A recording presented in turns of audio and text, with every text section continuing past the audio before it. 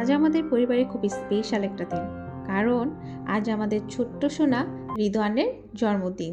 তার আজকে 5 বছর পূর্ণ হলো, তাই পরিবারের সবাইকে নিয়ে তার জন্মদিন পালন করলাম। হ্যালো এভরিওয়ান, আসসালামু আলাইকুম। সবাই কেমন আছেন?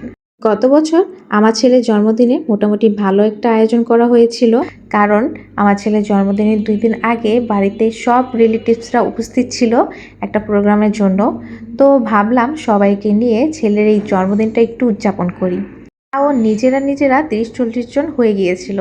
ভাবলাম ছেলের জন্মদিনে তো কেক কাটবই, তাহলে সবাইকে নিয়েই কাটি।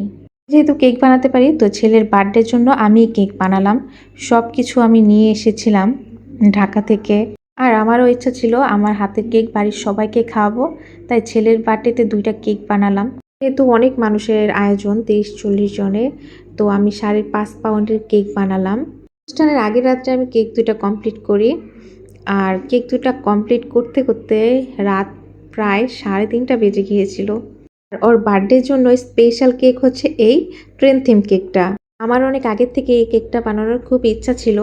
পরের দিন খুব সিম্পলভাবে রুমটা ডেকোরেশন করলাম ভাতিজিকে নিয়ে। এরপর সন্ধ্যার সময় সবাইকে একসাথে করে নিয়ে আমরা কিছু ছবি তুললাম, ওর কেক কাটলাম। জন্মদিনের মূল আকর্ষণ ছিল আমার এই ট্রেন থিম কেকটা। সবাই খুব প্রশংসা করেছিল, আর আমার ছেলে এক কথায় মুগ্ধ হয়ে গিয়েছিল কেকটা দেখে। যে কোনো আয়োজন পরিবারের সবাইকে নিয়ে একসাথে সেলিব্রেট করলে তার আনন্দ কিন্তু দ্বিগুণ হয়ে যায়। রিদওয়ান হচ্ছে বাড়ির ছোট্ট সদস্য, সবার আদরে। রিদওয়ানের জন্মদিন উপলক্ষে আমরাও খুব এনজয় করলাম, পরিবারের সবাই একসাথে হলো।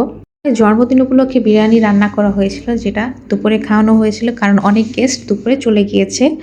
আর হচ্ছে সন্ধ্যের সময় আমরা হালকা পাতলা একটা নাস্তা করেছি। খাওয়া দাওয়া শেষে বাচ্চারা সবাই একটু নাচ গান করছিল, নাচের সবগুলো ক্লিপস আমার কাছে নেই। আর এই তো আজকের ভিডিওটা এই পর্যন্ত। আর এই এতগুলা গিফট সব আমার ছেলে বার্থডেতে পেয়েছিল। তো আজকের জন্য এখানেই সমাপ্ত। সবাই ভালো থাকবেন, সুস্থ থাকবেন। আল্লাহ হাফেজ।